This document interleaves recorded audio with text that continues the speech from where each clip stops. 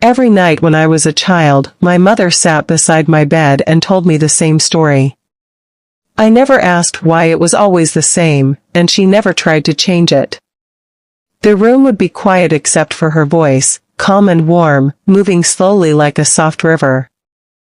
I remember the yellow light of the lamp, the way shadows rested on the walls, and how safe everything felt when she was there. The story was simple.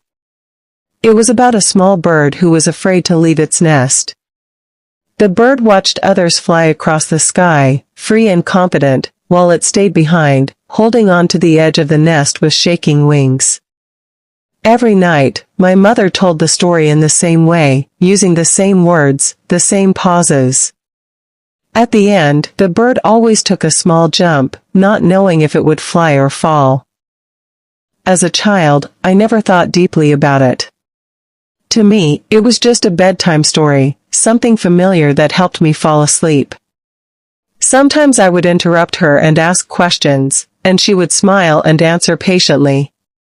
Other times, I would already be half asleep, listening to her voice fade into my dreams.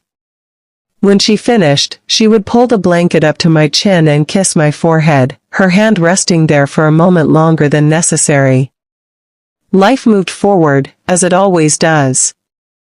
I grew older, stopped asking for bedtime stories, stopped noticing the lamplight and the shadows on the wall. My world became bigger, louder, and more complicated. School, friends, ambitions, worries. My mother was still there, cooking, cleaning, asking if I had eaten, reminding me to rest. I answered her questions quickly, often without really listening. When I left home for the first time, she stood at the door and watched me pack. She didn't cry. She didn't say much. She just made sure I had everything I needed. As I walked away, she smiled and waved, and I told myself I would visit soon. Life, however, has a way of filling every empty space. Years passed. I built my own routines, my own struggles, my own quiet nights. Sometimes, when things felt heavy, I would remember the story of the bird, though I hadn't heard it in years. I never connected it to my mother. It was just a memory, soft and distant.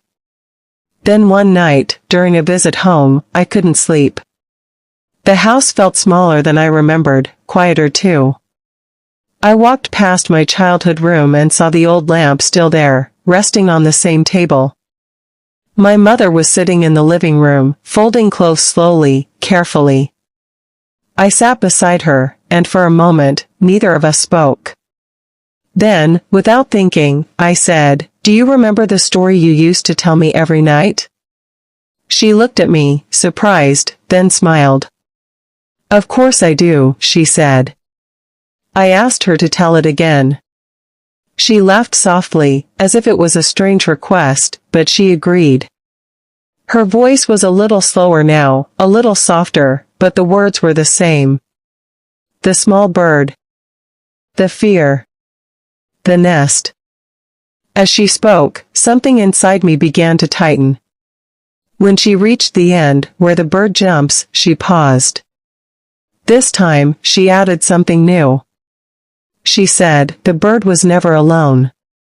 Even when it flew, the nest stayed behind, waiting. I didn't know why, but my eyes filled with tears. In that moment, I understood what I hadn't seen as a child. The story was never just for me. It was for her too. Every night, she was preparing herself for the day I would leave, reminding herself that loving someone means letting them fly. I looked at her hands, the same hands that tucked me in, that worked endlessly without asking for thanks. I realized how many stories she had told silently through her actions, through her patience, through her quiet love. That night, when I went to bed, I slept more peacefully than I had in years. Not because the world was easier, but because I finally understood where my strength came from.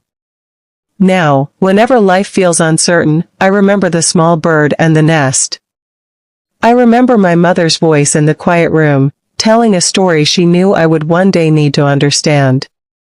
And I know that no matter how far I go, there is always a place where I first learned how to fly.